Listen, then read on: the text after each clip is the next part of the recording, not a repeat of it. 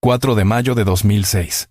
Italia despierta paralizada. El aire en los bares y las plazas de Roma a Milán se vuelve pesado. No es un terremoto geológico, es un sismo que sacude los cimientos del deporte rey.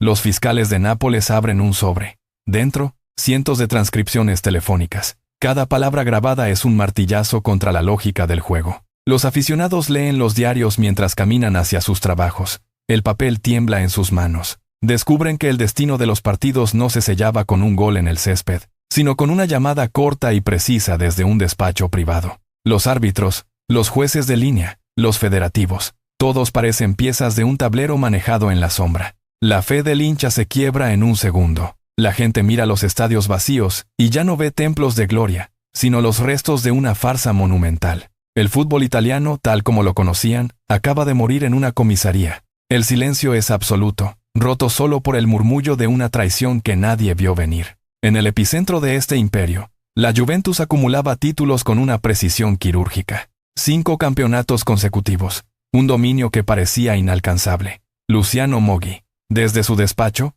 movía los hilos de esta maquinaria. No era solo gestión deportiva, era una red de influencia que se extendía por toda la estructura del fútbol. Moggi levantaba el auricular y marcaba números estratégicos.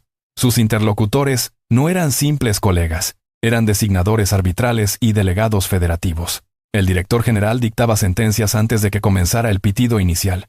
Este árbitro no puede dirigirnos, ordenaba con frialdad, y el sistema obedecía sin cuestionar. Mientras las estrellas celebraban victorias en el césped, en los pasillos de la federación se decidía quién ganaba y quién perdía.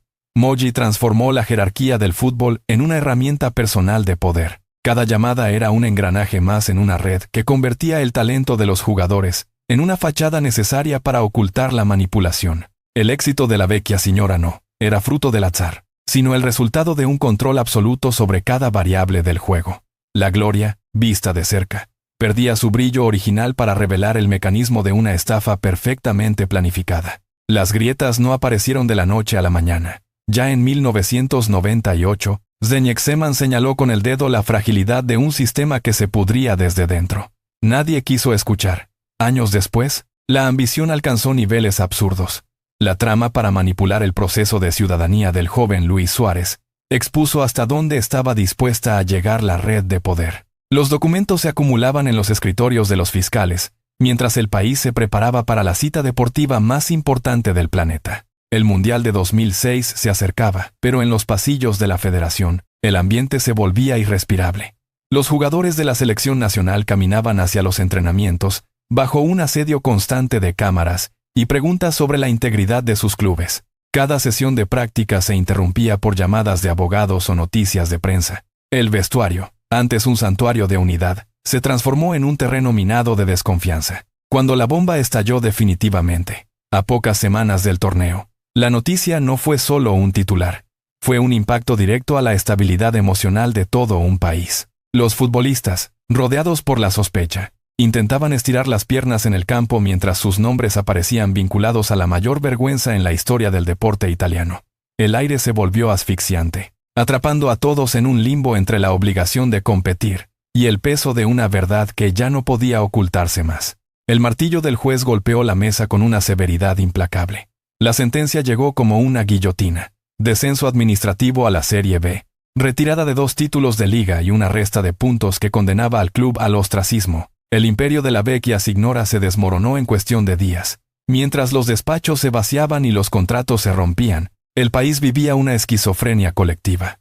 En Alemania, el equipo nacional italiano, compuesto en gran parte por los mismos hombres señalados por el escándalo, saltó al césped para disputar la final del Mundial. El contraste era un golpe directo al estómago. En Turín, las oficinas estaban bajo precinto policial. En Berlín, los mismos jugadores levantaban el trofeo más codiciado del planeta ante millones de ojos. La victoria no trajo alivio, sino una extraña amargura. Los futbolistas celebraban con la copa mientras el peso de la vergüenza nacional los perseguía hasta el vestuario. Italia era campeona del mundo, pero su fútbol estaba en ruinas. El éxtasis del gol se mezclaba con la humillación del descenso, creando un choque brutal. La gloria deportiva no pudo limpiar la mancha de la corrupción. Aquella noche, el país festejó en las calles, pero en el aire flotaba una pregunta que nadie quería contestar. ¿Cómo podía el éxito convivir con la podredumbre más absoluta? La historia se fracturó en dos realidades imposibles de reconciliar. Luciano Moggi abandonó los despachos, inhabilitado de por vida, dejando tras de sí un vacío de poder y una estructura colapsada. El castigo fue ejemplar, pero las consecuencias fueron profundas. En el barro de la segunda división, figuras como Buffon y Del Piero tomaron el mando. Bajaron al césped de estadios olvidados, cargando con el peso del estigma para devolver al club a la cima. Corrieron, marcaron goles y ganaron partidos mientras la grada gritaba su nombre. Sin embargo, la duda se instaló como una sombra permanente en el Calcio.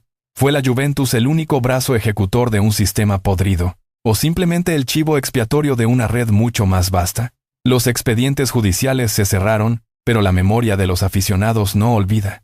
El prestigio de la Serie A sufrió una fractura que tardó años en sanar. Hoy, casi 2 décadas después, las gradas siguen llenas, pero el murmullo sobre aquella época persiste en cada decisión arbitral controvertida. ¿Justicia divina frente a la corrupción? ¿O una purga dirigida por intereses ocultos? La respuesta se desvanece en el tiempo. Cada trofeo levantado desde entonces carga con el eco de Calciopoli. Al final, el fútbol italiano no solo perdió títulos, perdió su inocencia. Tú decides qué creer, mientras la sombra de la duda sigue habitando cada rincón del estadio, recordándonos que, en la historia del deporte, la verdad rara vez es absoluta.